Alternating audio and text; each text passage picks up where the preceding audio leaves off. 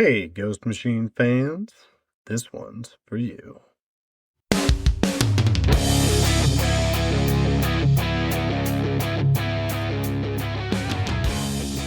Welcome to the Ghost Machine Fans Podcast, episode 100. Wow. Oh, I just got emotional. That's crazy. Can you believe we've all made it this far? Just over 2 years ago, we started the Ghost Machine Fans Initiative, and it has been an incredible ride. As such, we wanted to bring you some absolutely incredible, dare I say, unbelievable guest appearances on the show. I'm Becky, and as usual, I'm joined by my co-host, aka my husband, Nick. Would you like to introduce our esteemed guests? It would be my pleasure. So our first guest is back for his second time on the show. We have the co-creator of Simon Pure, the current writer on Redcoat, Geiger, Hyde Street, and Rook Exodus. It's comic book legend, Geoff Johns. Welcome back to the show, Geoff. You guys, great to be here. I can't believe it's 100 episodes. It's crazy. Mm-hmm. Brian, we got to catch up. We need to catch up to our 100 issues of Redcoat. Yeah, yeah, that's true. I'm going to keep my mouth closed about why we're not on 100 yet. Well, we agree. And so our second guest, back for his third time on the show, also the co-creator of Simon Pure, the current artist on Redcoat, the man responsible for those breathtaking cityscapes and all-telling wraparound covers. It's the absolutely iconic Bryan Hitch. Bryan, welcome back. Thanks, guys. I think it's just like as Geoff said, I can't believe it's been 100 episodes. I think I've still got about 30 of them to listen to. Yeah, we can't believe it either. I think there have only been 3 that we had to miss, right? One because of a vacation, one because we were ill, and one because we just had to go get married one week. Yeah, I don't think that's a reasonable excuse. We thought so too. Appreciate that. Appreciate it. So Ghost Machine's entering essentially year 3 now, right? Guys, like there's so many moving parts. There's so much going on. How does it feel? Honestly, like just another day, because this just, since we started this thing, it's just constantly moving, constantly building, growing. And I don't mean that in an expansive way, but I was talking to Gary about this because I've been doing these connective double page covers for the Ghost Machine Guidebook. And I just finished the last one today and looking at them all laid out, and you just look at, and it's by no means absolutely comprehensive, the characters I've included on the covers, but there's just so many characters, and that's what we've just done in 2 years already.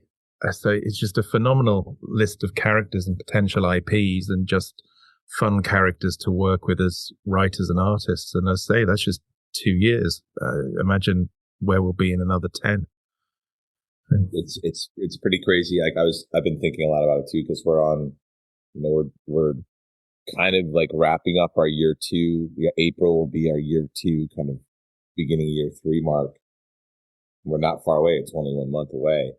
And it is weird that it's both flown by, and then also we did spend a lot of time talking about the characters and the books that we wanted to do, and then ultimately Ghost Machine growing out of that.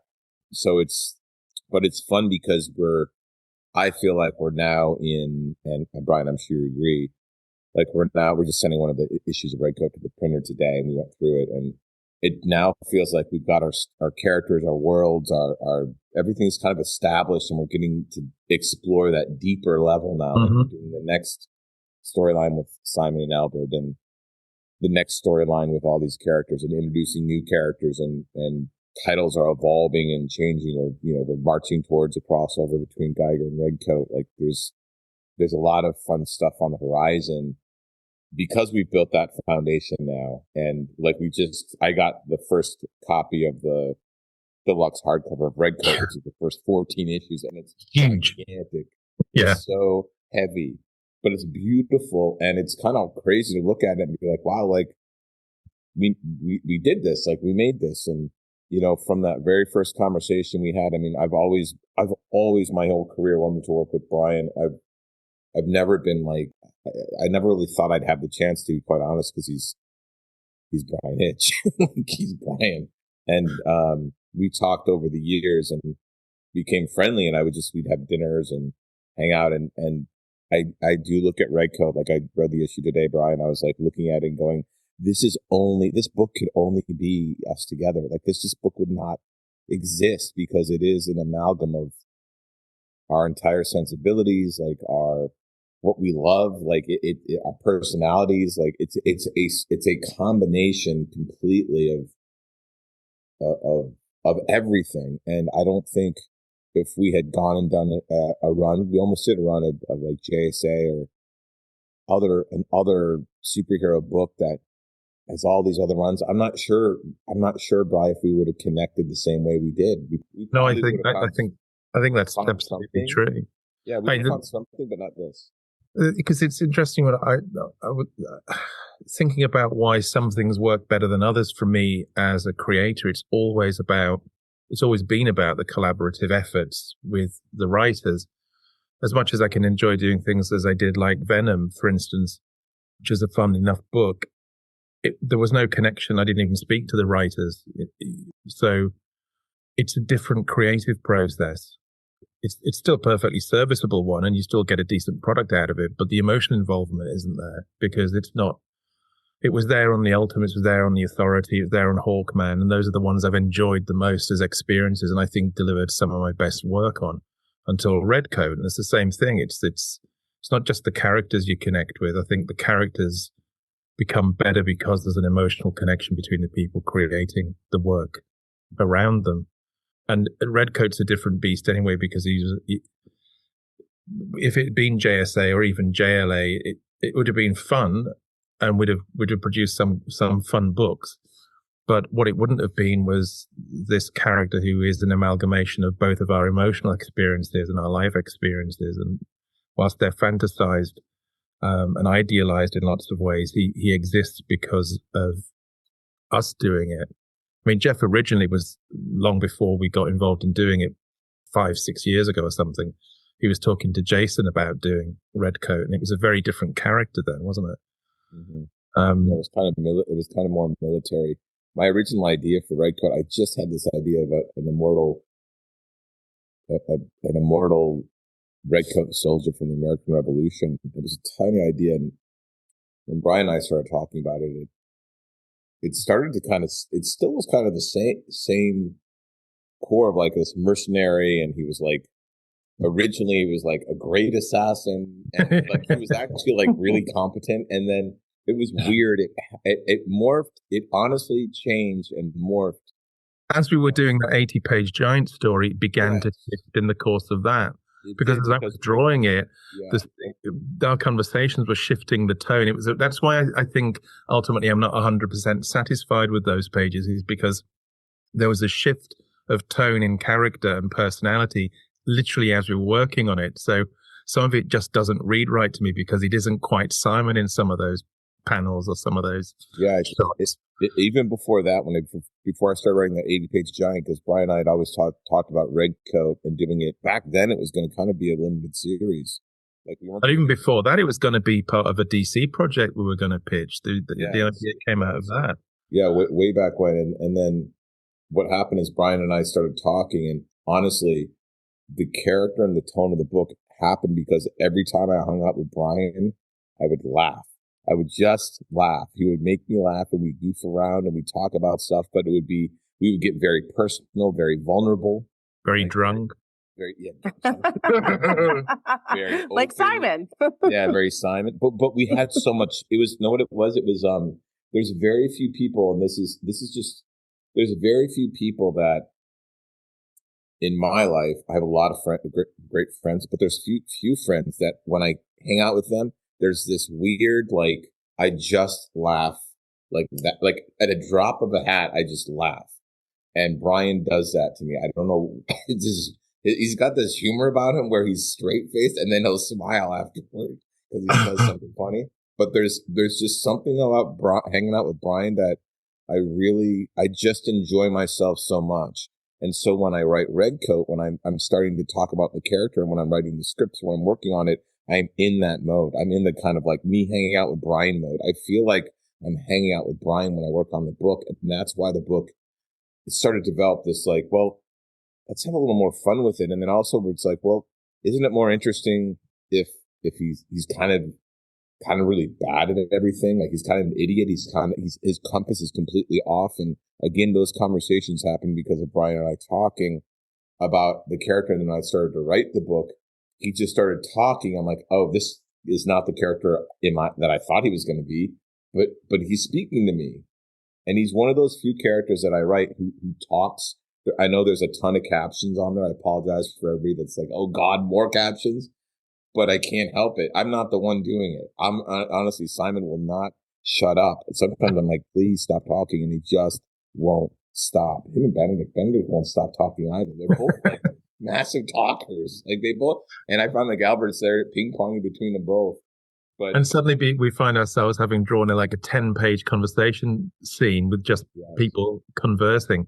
And that presents interesting challenges, because that wasn't, I was expecting when we first started talking about this book, of this high octane revolutionary period magical adventure with all sorts of stuff going on that would have suggested a much more action orientated book. And suddenly, because it's become a much more personal character based book with that stuff in it as well, I find that, I've had to reevaluate my approach to drawing conversational scenes, because in the different hands, it always runs the risk of being a talking heads book, as we used to call those things, where you do one establishing shot and then it would be just heads. Whereas when people are conversing, and this is not a criticism of Geoff, it's just the way you write dialogue.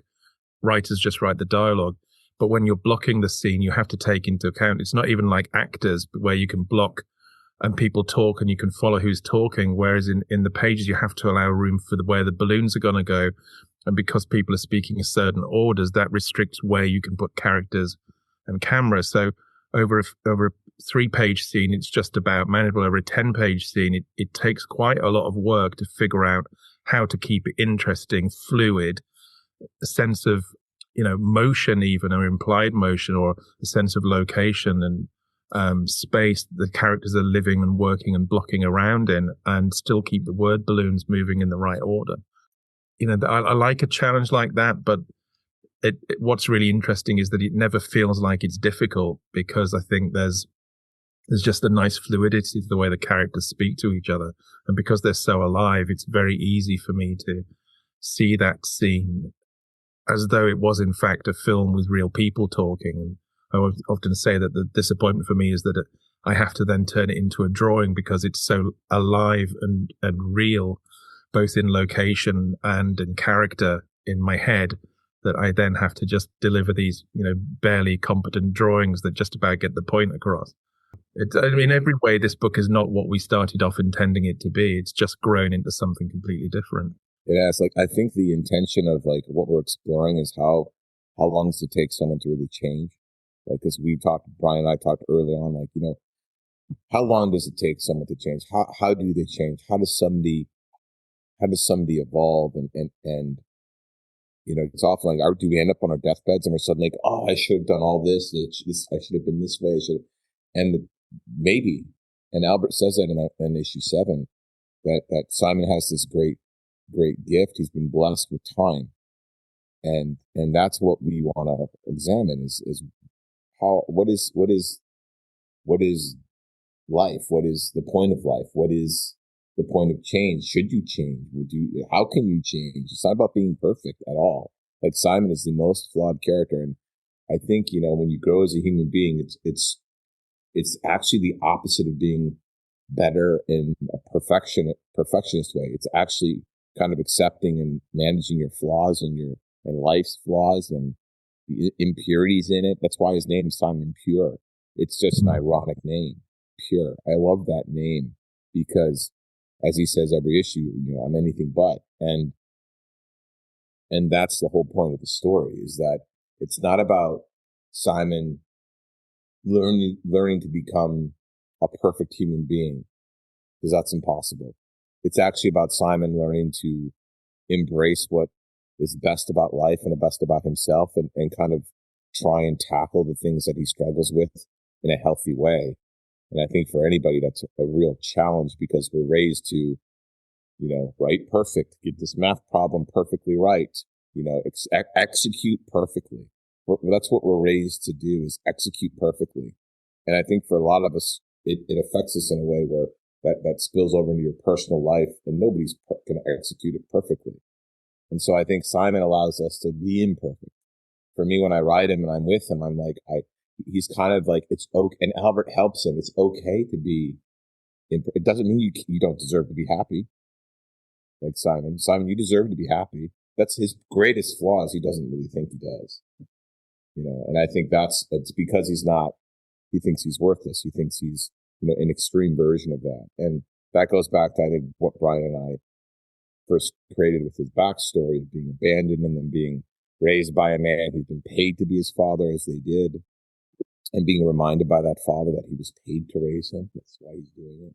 Well, Simon's growing up with, in a world entirely made of emotional neglect. So he's never been shown how to care because nobody's ever cared for him.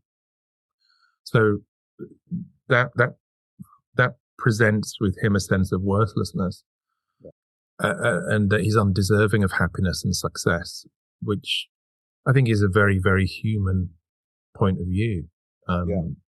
Because I think his moral compass generally points in the right direction, given enough of a shove, certainly if somebody's behind him, pushing him in that direction.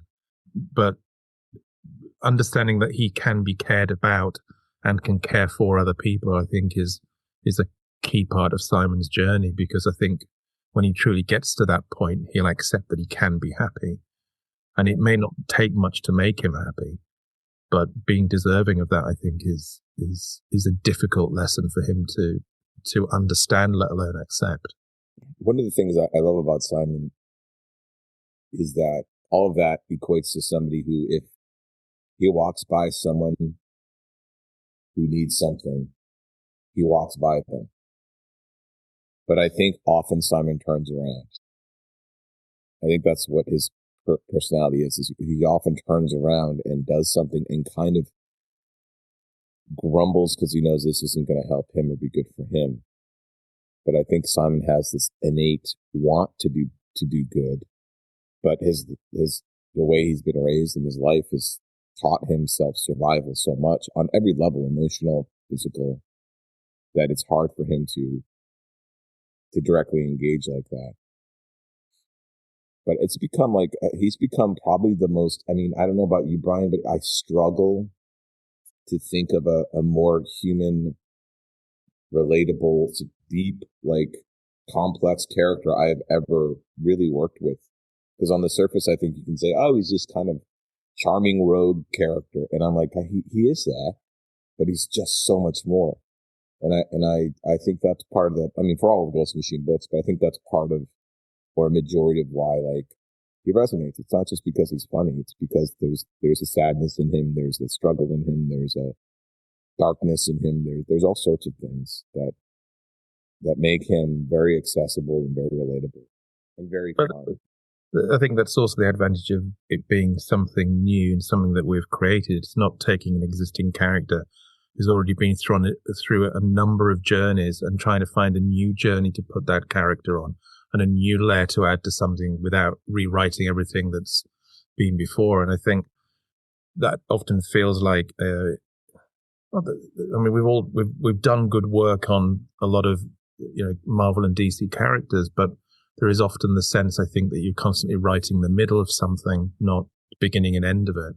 The story has beginnings and middle and end, but the character doesn't. But you are. One of the things about Ghost Machine, I've said this before, is that I remember writing Green Lantern for a decade, and then I was ending my run. I'm like, I'm going to do the final issue, and I'm like, oh, I can't do an ending for Green Lantern. It's weird. I didn't even realize it. I can do an ending for my story, but this character's not going to. Hal Jordan is going to change and continue and evolve, and all the characters will. And so, and even if he dies, he'll be resurrected by the next writer down the road anyway. That's how it works. Yeah, and that's, by the way, that's their prerogative, right? Sure. That's the nature of those books. So you can do reinterpretations, you can do reboots, you can change things, you can do a different version of all those characters, which is great for those. But I think as a creator, one of the most satisfying things about Redcoat is that Bryan and I know, and it won't be for at least issue 100, maybe longer, we'll see. But Bryan and I know how the book ends. We know the exact scene. We know every moment of that finale. Mm-hmm. And we know why it ends. We know what, like, we're in no rush to get there. We love doing this book. This book could go 150 issues. I don't know. We don't know. But we know we'll know when it's time. We'll know when it's time. Yeah. Well, it's time, but there's so much to explore right now. Like, we haven't even scratched the surface, and we have all these storylines. Every time Bryan and I get together, it's like we plotted through 50, we plotted through 75, we plotted through 100. Like, we have a long form story for Simon, and I know that it tells a great story and it has a point to it all, and it's going to be a fun ride and adventure and hopefully extremely memorable. But again, it could go, who knows how long it goes, but it's definitely a book, a world, a character that deserves 100 plus issues, because it's on the page. You can see it on the page. When in just the issues that are out, we've seen his relationship with Albert and Seven. We've seen his relationship with Johnny. We've seen his relationship with several other historical characters, and everyone is a stepping stone of his learning experience as someone that's developing. And that shows a great deal of fortitude and foresight on your part as a company, but also it's enormously valuable to comic book readers who want an ongoing experience, because I can't truly digest the impact of the fact that Simon has now found the perfect family, and that Benedict and him are going to work out just fine, I'm sure. And the current arc looks like everything's going to be okay. I wouldn't be able to appreciate that if I hadn't have read all those issues up until, this point. So I think people need to understand, even though I love all independent comics, the fact that you guys are doing something that you have every intent to do, not forever, but for a darn while, it's going to give you a different reading experience. It's another level of enjoyment. It is. Bryan and I, when we did issue 7, I wrote that thing so fast, and Bryan drew it so fast because a week. Yeah, we talked about it like forever, and that's talking, right? It's a whole issue talking. Mm-hmm. But that issue, I remember that issue. It just couldn't exist if the first 6 didn't exist. Issue 18 couldn't exist if the first 17 didn't exist. All the issues that we have, they're built on the rest of it. So they're built on top of things. So they're 21 and 22 wouldn't have resonance because of the 20 issues that precede it. Yeah, 21 and 22 are I mean, they're, I don't want to spoil it, but they're really powerful issues. And you're right, Bryan. Like, it needs 1 through 20. It needs all of it. They couldn't exist. And I think that's what's really fun about ongoing books. I spent my early career writing a lot of ongoing books, and the multiple years that now it's hard to follow books because they get rebooted literally every year or 2 years. There's a new number one. It's really, really tough to do that. I think that this allows us, there's no other version of Redcoat. There's one version of Redcoat. There's one story of Redcoat, and you can follow it, and it builds, and it all affects the character's journey, and it's about the character's journey. And, on top of that, we have the cool historical figures. And, there's also all sorts of figures I'm learning about. Like, some I love and know, like Johnny Appleseed. Some I didn't really know, like Admiral Cockburn. Like, I just love it. It's pronounced Coburn, right? Yeah, exactly. But there's so many. That's a big part of. I think the front of the book too is the history, but it is the ongoing thing. If we didn't have an ongoing book, we couldn't. We couldn't explore all this and build all this and all these new characters. Feels like every issue there's like a new character, a new moment, a new purpose to it all.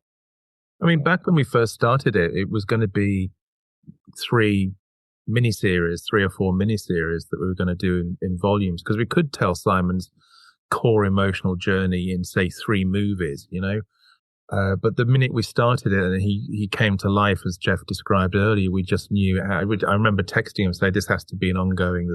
That's it. then that gives us the opportunity to tell all these smaller stories. Like issue 7 would have been a 3-page epilogue otherwise, but because it's ongoing, we got a chance to really just explore that issue. And also just the fact that the first half of it was just Simon getting dressed and getting into a cab. That was 10 pages worth of visuals before he even got to the hospital. Yeah. The fact that we have the space to do that only comes because we're doing an ongoing series. Yeah, and also an issue like the Bloody Benders issue, whereas like I wanted Simon to just experience real evil, like for the first time a dark issue, like just a moment in his life was bleak, that was like just ugly. Yeah, there's nothing heroic in that issue at all, is it? No, it's nothing. It's survival and it's violence, and we wanted an issue like that, and it was emotional, even though it pops back and forth in time, like that actually takes place before issues 1 through 6 and obviously 7. Brian and I talked about the emotional rhythm of the series is that we have this big adventure that introduced Simon and Albert, and then we have this very emotional issue between Simon and Albert where Albert passes, and we wanted to then emotionally be like, let's get some aggression out, right? Let's let Simon cut loose on somebody, even though it's not in chronological order, it's in an emotional order in a weird way. And then it's like, okay, we need a palate cleanser. Let's bring Johnny in. Right. Let's have a fun Johnny Appleseed issue because we just had that dark one. And then let's have an Annie Oakley. It's still too dark. Like let's have an Annie Oakley issue, right? and then we go into the Northerner story, which is a whole other issue, right? And that's that storyline of him actually having to work with somebody else, somebody that's on his level, not a kid, but somebody that's like an adult, and he's got to face a child in a different way. With Sarah, one of my favorite lines is like, if magic's real, why haven't you done anything? Like, why is he not going to do anything to help us? And he just sits there and he's like, you're right. I love at the end, like, and we knew the ending when we started it, but like, it's the first time Simon says, I'm going to fight for something. And he picks up a Union, takes off his red coat, puts on a blue coat. And it's the first time, like, that's the whole point, is that there was a time where Simon was so moved by something and somebody, he chose his side because it did matter. I love that story. I love it. And we can expand on that too, can't we? Because of the way because of doing it the way we're doing it, we can go back to that period he spent in the Civil War. Yeah, we will. Like Brian and I have a whole year 1 storyline planned, and I feel like every week there's more to that year 1 storyline. Yeah, like of his first discovery of immortality and meeting Benedict Arnold, and I mean we have tons of it now, Brian. We literally have the whole. I mean, it'd be nice. I think we could actually make the year 1 story last a year. We could, yeah. It's a big story, but we have a lot of stories. Daniel Boone. We have just so many.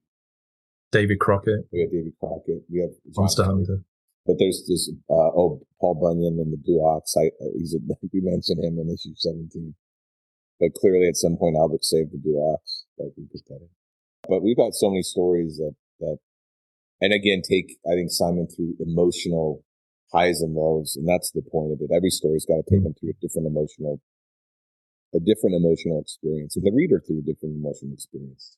Because it is like to me, I always say it's like I would equate it to like, music as Brian would, I think. There's melodies, there's highs and lows, there's choruses, right? Where you want to see stuff kind of repeat. You want to see Simon have a big, huge adventure again with Albert. Yeah. Johnny Appleseed was the sing-along issue. Yeah, it really was. Johnny Appleseed. There's more to Johnny Appleseed there. One of the things I love is in that Johnny Appleseed issue is and that was like, let's write about friendship. Let's write about real friendship. And at the end, Simon's like, I don't know why you put up with me, Johnny. Like he's shocked that Johnny's still friends with him. And Johnny's like, what are you talking about? Like, that's what friends do. Like, you make mistakes, okay, so do I. Even though Johnny didn't make many, by the way. But, and that's what they do. And good friends are there for you. Good friends are friends. Like, that's the whole point of it. And I like that Simon doesn't even think he deserves a good friend. And Johnny kind of taught him, like, no, you deserve a good friend. And then Johnny died. And he died under not so great circumstances.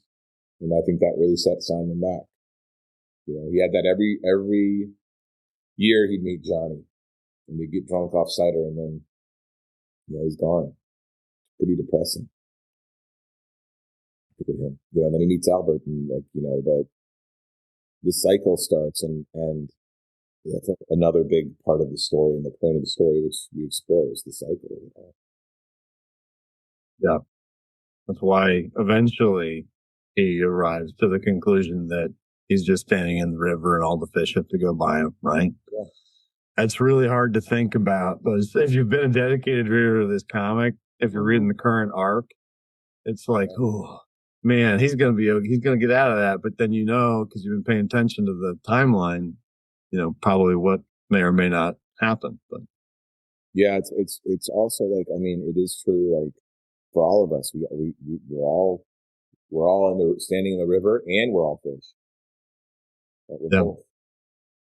Yeah. Simon just doesn't quite see it the same way, obviously, because he's still here.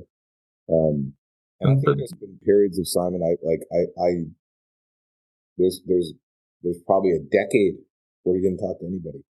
Mm-hmm. There's time where there's times that he was, he just cut loose for a while. He can do anything he wants. So, but I think he's gone through a lot of different periods, which Bryan and I are exploring. And there's big storyline with Washington. There's big storylines with, there's a great storyline. I don't want to spoil it, Bryan. No, I know the one you're thinking about. Yeah, I know. It's so good. It's funny. It's going to be such a good storyline. And it's like the opposite in intensity and kind of darkness as some other storylines, where it's put Simon in a situation where it's nothing but funny. And I actually can't wait to do that story, Bryan. Yeah. But it's funny because we're like, oh, that's issue 22. And all of a sudden, like, we're going to do this story. Okay, that's issue 36. That's issue 40. Like, everything just keeps getting, because we have the time to explore. I just had lunch with Robert Kirkman yesterday, actually. And he and I were talking about ongoing books. And the reason it's so fun is because you can do these off issues. You can explore side characters. You can explore a piece of your main character that you would normally have space for. And when you're writing a mini series, or you're always doing 6-issue arcs or whatever, you're kind of starting a story and then trying to end it. And with an ongoing book, we get to kind of explore this, and we can go here, and we can deepen something here, and it grows organically. Like, we have a path forward, but the path isn't super narrow. It's a little wide to give us opportunity to explore things that we're like, oh, you know what? This would be a good storyline. Oh, it develops out of other storylines. Yeah, it's a meandering path. Yeah, Bryan and I are always talking. So yeah, we're not going off like backwards, but you're going down this path, and you might veer off a little bit, but you're veering back on, because we know where we're going, where we're ending up. We don't quite know how long the path is. It's a nice path, but it's got to be wide enough for us to have the ability to let organically ideas and emotion and everything just alter. Because whenever you think of something, and everyone who creates something knows this, everybody who creates anything knows this, you have something in your mind what you think it's going to be. It's never that at the end. It might have the point of it and the purpose of it, but it evolves so much and changes through execution. Ideas are kind of easy to do. Execution is the hard thing. Speaking of the evolution of ideas, just curious, we heard a rumor, may have even done like a news announcement with you, about the Redcoat being a movie. And I know there's not a lot going on with that, but just wondering, heard a rumor, there was like a script. I think you put something on social media about that. Just congratulations if they're in order. Tell us a little bit about that. We're excited about it. We can't talk too much about it, but Bryan and I, we've actually, we worked, obviously we created everything together. We worked on the story together, and the script, the script is and I think we're both really excited about the script. And we can't say much more about that, but we hope to have more announcements for Redcoat and the Redcoat film. It's sooner than later. That's all. Yeah. That's all I can kind of say. But it was great fun working on that with Bryan, and it was fun. But that's evolved the character as well, because it has. How we had to approach that and question everything we've done so far and look at it with fresh eyes. It gave us new insights into the character as well. So I think that was a really valuable journey to take. It was. And it also gave us there were certain things in it that we have plans for the comics, and they're like, oh, we need to figure this out now because it's in the script.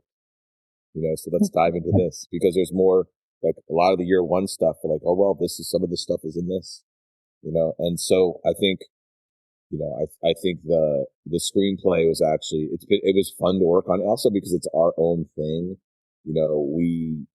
If you love the comic, you're gonna love the script. Like, I think it's a lot of fun, but yeah, it really did help us kind of working on both of it, just help us continue to evolve and deepen Simon as a character.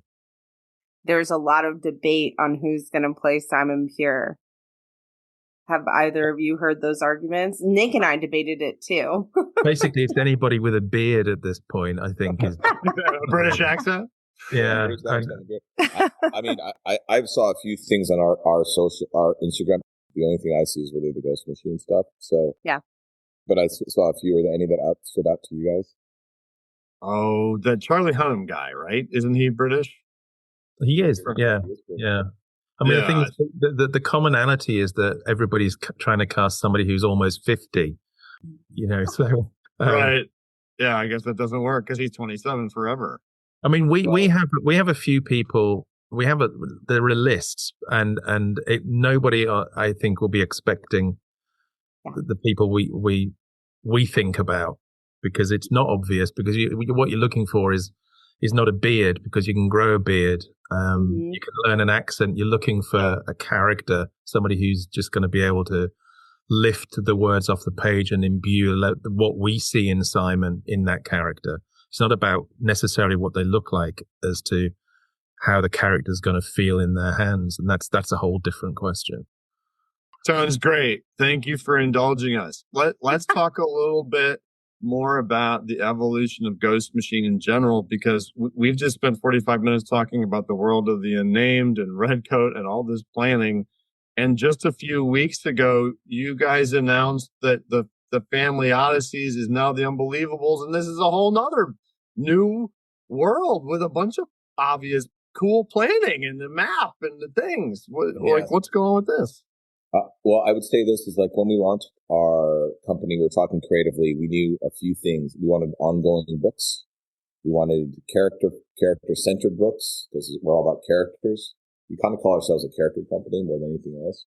And we wanted everything to make sense in context. So it made sense for us. The Unnamed Universe made sense because it's historical. It's from America's birth to America's death. And Redcoat and Geiger kind of bookended, and everything else is in between. The Northerner, Junkyard Joe, Widow X, that kind of has a first ghost. It all exists in this timeline, this American historic timeline, and it exists in a way together more than people even realize yet. Then we have our sci-fi universe with Rook, and because that's in the future, it deserves to be its own place, its own thing, and we have some expansion of that coming up. So I can't yet. Then we have Hyde Street, which is our horror universe, and that have its own tonality and its own universe. And we had Sisterhood and Devour, and we have the Soulless upcoming and stuff. And then we had what we called originally the Family Odysseys universe, but those books were always supposed to be in the same universe. And it's more of a Spielbergian inspired, the extraordinary that appears to be ordinary. A family from the future that's trying to fit in. Two kids, a kid born in heaven and a kid born in hell, growing up in Warwick, New York, and learning about their heritage and their destiny, or hopefully not a horrible destiny, which could let them destroy the world. But the entire point of us looking at that was going, okay, well, we spent a lot of time building the Unnamed Universe, Rook and Hyde Street, and then we needed to look at that. And Pete and Francis and Peter were talking about the crossover of the books, and then we all started talking about another one of the characters we had planned, the $1 trillion kid, the world's first trillionaire. His name's Tommy, and building that crossover, and through that revealing their universe of the Unbelievables, which is the extraordinary appearing ordinary. And when you see the map, when you start to hear about these other characters that are within this world, it's similar to the timeline we had in the Unnamed, where we started to slowly introduce, first it was Geiger, then Junkyard Joe, then Redcoat, then Northerner. Coming up, we're going to have Widow X and First Ghost, and there's one more thing on that timeline that is for later down the line. But the Unbelievables was a chance for us to expand that universe in ways that we always wanted to, but also giving it a new identity that was more to story than just kind of tone. And so that's where the Unbelievables came from, is revealing like what the long-term plans were for that universe. So it starts with 0 issues of Hornsby, Rockefeller 0, Hornsby and Halo 0 in May, crossover through June and July between $1 Trillion Kid 1, Hornsby and Halo 14, Rockefeller's 13, and $1 Trillion Kid 2. We're really excited about that. And one of our guidebook issues, I think it's issue 3. 3? Yeah. The Unbelievables issue. So that is really going to be the issue that's out in June that starts to show you who these characters are. And there's, I mean, it's a really fun, I think that guidebook is kind of probably be the one that has the most new information in all of it, because it's a reveal of just about everybody on that map. And then those characters you'll start to see them explored right after the crossover. There's plans coming up, which I can't get into yet. Sure. So the $1 Trillion Kid is 2 issues as part of that crossover, correct? The first 2 issues cross over into with Hornsby and Halo Rockefeller. But the guidebooks have, I mean, you're not kidding.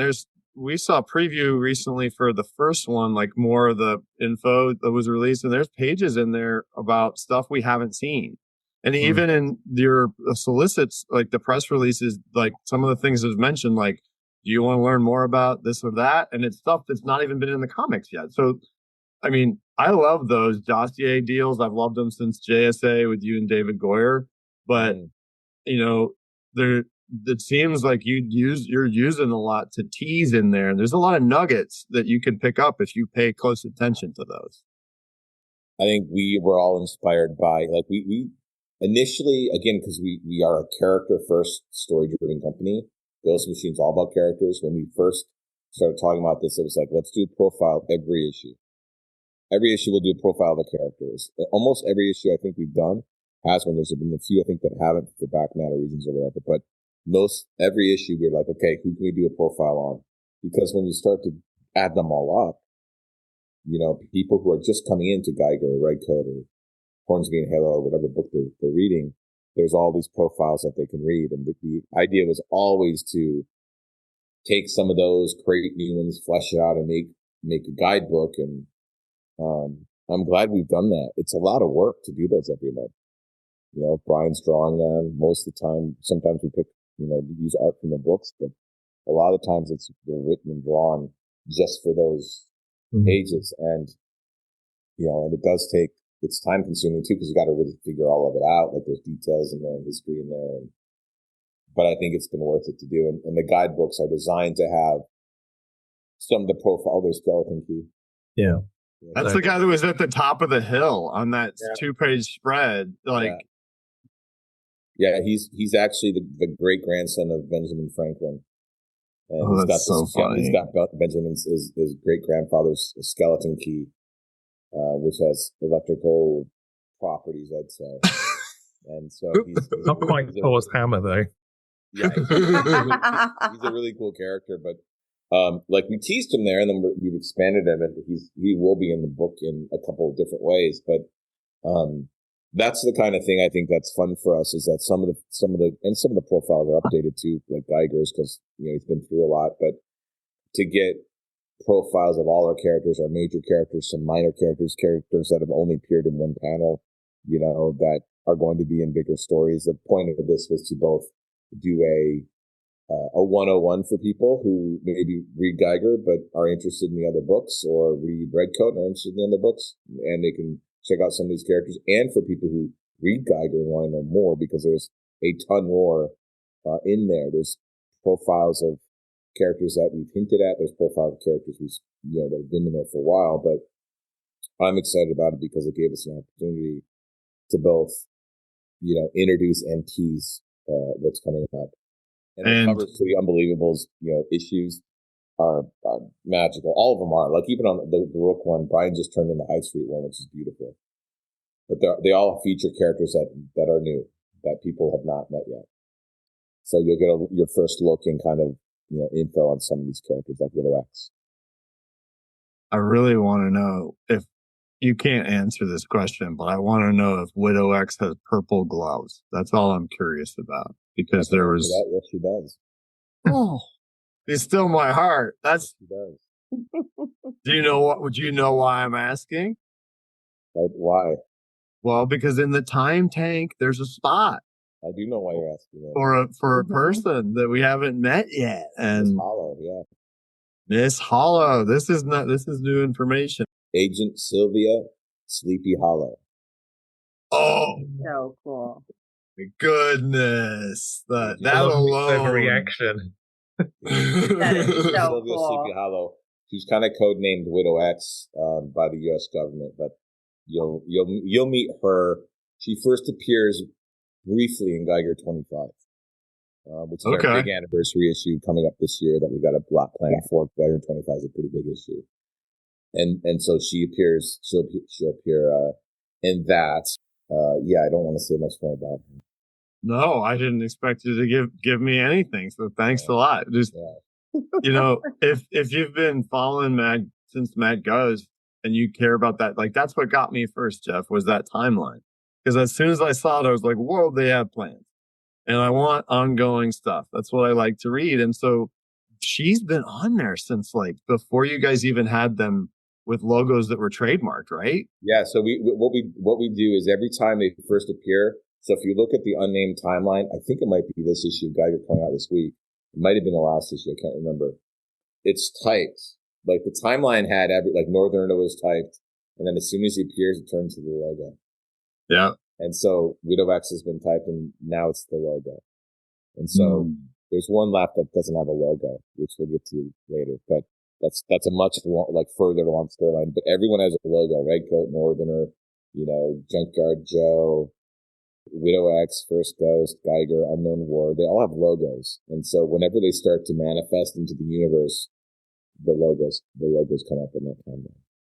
But it is a long form storytelling. If you look at Geiger 6, you actually get everybody on that timeline is in Geiger 6.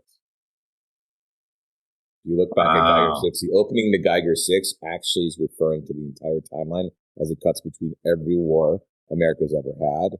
Or not ever, but all these big wars, because the idea of the unnamed is that these characters, they rise up during war. Heroes rise up during war.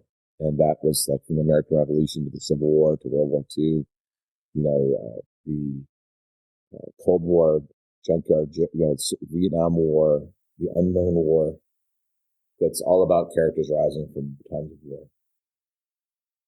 And it has been debated by Ghost Machine fans as to whether or not those initial panels are the first appearances or references to certain characters. And one of them, it's the Civil War scene, says the historian. So is that because you had yet to choose the moniker the Northerner? No, it was just referring to him as the historian. Kind of like the Dark Knight, right? Sure. Like that. That's just another name for the Northern. Awesome. Always wanted to ask that. In 2024, your presence at conventions was just awesome. Have lines out the door. Is that something that you think you're going to be doing a little bit this year? Do you know any convention appearances you have coming up? I know that we have a big booth at San Diego. We don't know how many of us will be there yet. I definitely will be there, but we're talking about who else is going to be there. But there will be people there. We'll have some announcements there, some things there.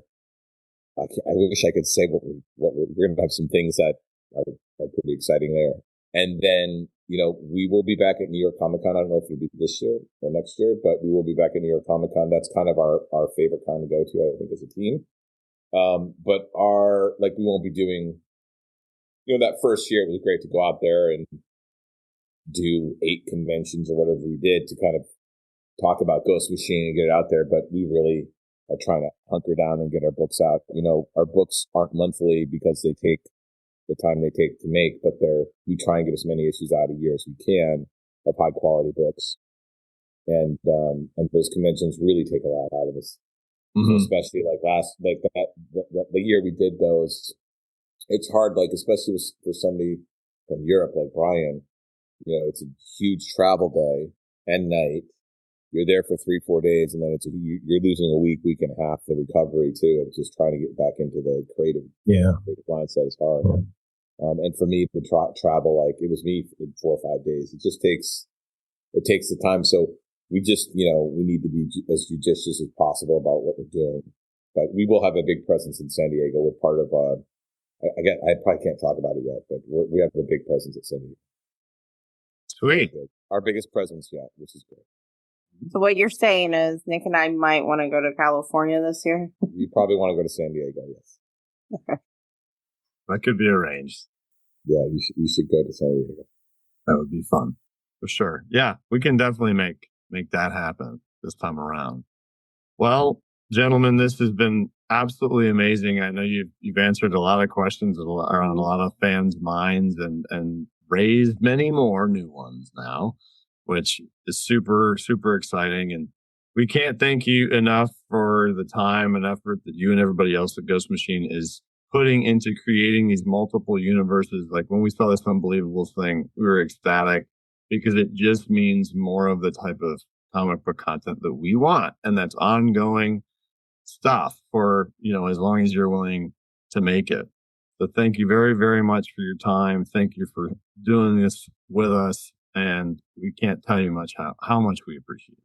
Well, I want to say, and I'm sure Bryan echoes this too, is all of us at Ghost Machine appreciate you guys because you guys do this because you love it, and we really appreciate everything you've done. You've built our community, and I've looked at fan communities. I was talking to someone about this the other day, and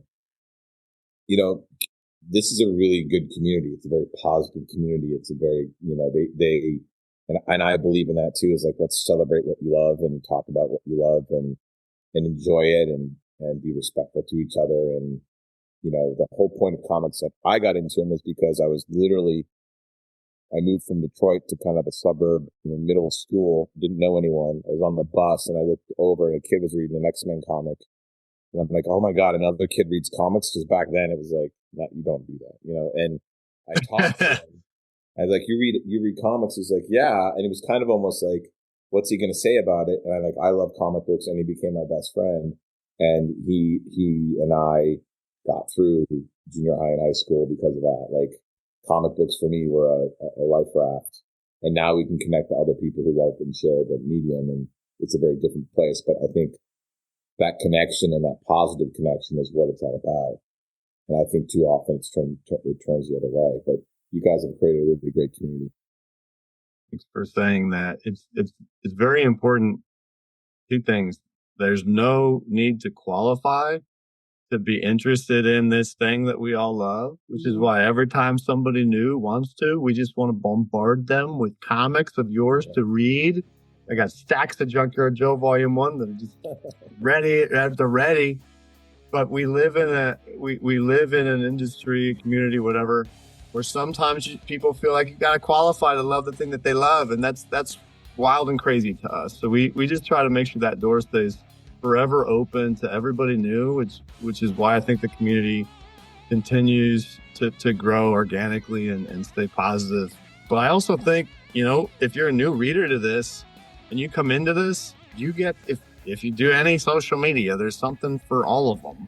Like, we have every platform. You can get this community with your experience. Like, you can dive in and talk to people right away who are absolutely in love with this, who have read every single issue, who have questions, just like we were just talking about those tiny little details. And you guys are just getting started. You're still just getting started. It is crazy to me. Yeah, well, thanks. I think the part of that fun is the ongoing experience too. Is you're with creators and characters that you get every month something. You get to read something. It doesn't end. It's an ongoing experience, which is to me what it's all about. And thanks for joining us on the Ghost Machine Fans podcast. Superstar interview podcast. So much more intelligent. That's because I've had 2 glasses of wine.